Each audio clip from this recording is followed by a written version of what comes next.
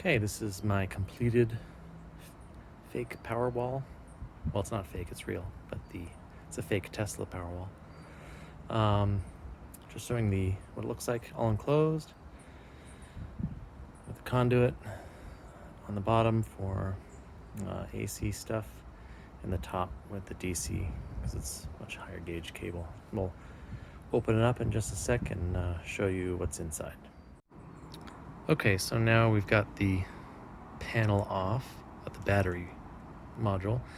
Both those battery modules are the same. I'd actually initially tried to get all the batteries in one. You can see that if you look on the left side, all the battery modules take up about half the cabinet there. So I'd originally tried to get them all in one and then have some of the other stuff that'll go through the charging circuitry and stuff like that in a different box, maybe in the inverter box. But I couldn't quite fit them both in there. It was really tight in the middle, and so I just decided to get two of them. They're really thin. They don't take up that much space on the wall, so it worked out just fine. What I'm using here are these battery modules that I found online. You have to solder them all with the cell holders and the BMS connectors, and what else do you have to solder? The fuses on the ends.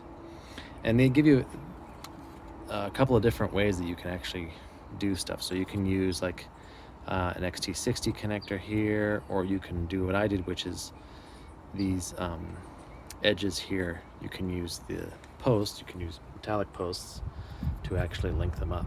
So this is basically a positive bus bar. And for those of you that don't know, I'm using what these look like, 18650 cells, same ones that are in a lot of electric cars. This one's LG, which are pretty good. Panasonic ones are probably the best, but they're also expensive.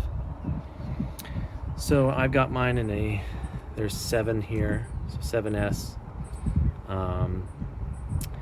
which 7, these voltages on the single cells range between like 3 and 4 volts. So they consider this a 24 volt system, even though that kind of varies there. And I'm doing 9 packs to a BMS. Right, so if you kind of can see here, I have 9 of these that are kind of running here through these metallic brass standoff bus bars. To here, you can see this one is not metallic, it's a plastic one, because I do 9 BMS, 9, and then same thing kind of down here. So 9 per BMS. And the BMSs are just basically a way for the current to charge and discharge evenly, right? Because you want this all to act as one single battery, not a bunch of little individual cells. So this kind of regulates. This has a bunch of MOSFETs in there that regulate current, right? And this is also where my outputs are coming from. So outputs from each of the 9 packs, the BMS output into this bus bar, and if you can see back there, there's a bus bar with, I'm using XT60s and XT90s for the output. Out 2 of them go into this runs the little front panel, so this is a current meter and voltage meter, runs the front panels, so you can have this display. It doesn't really do the little battery thing that well. So they go up into these main kind of bus bars with a 0 gauge cable that then goes up into the inverter side of things, which I'll show in a minute. This just runs to the front panel. Now this is the charging circuitry here.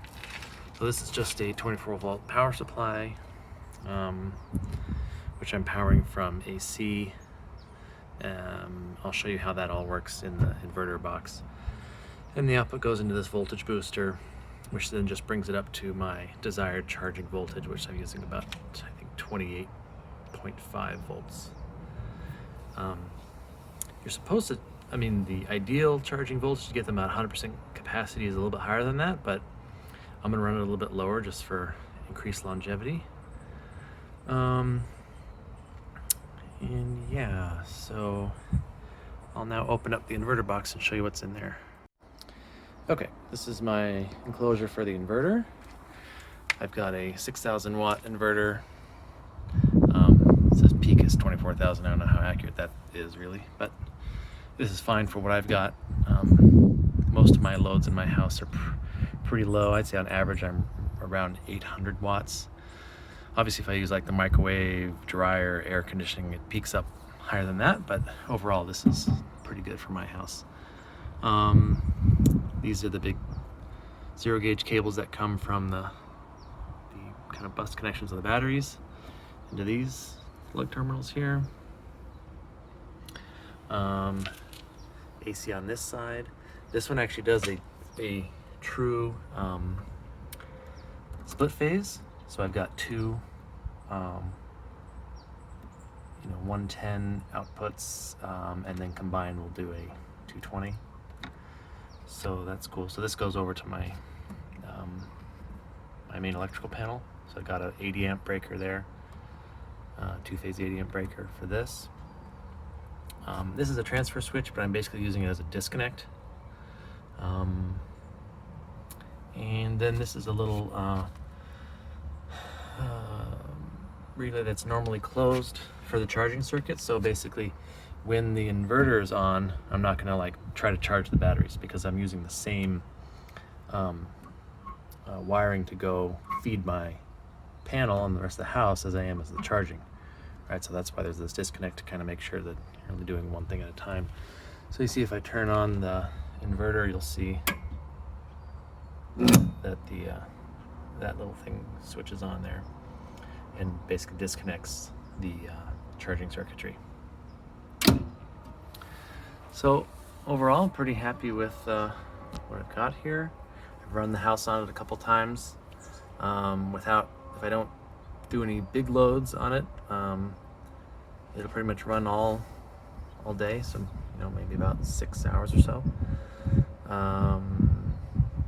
Yeah, so that's kind of what I wanted. Eventually I'll add solar to this so I can get the batteries charged with solar, but for right now this will keep me from any sort of power outages that are going on from the city grid. All right, thanks.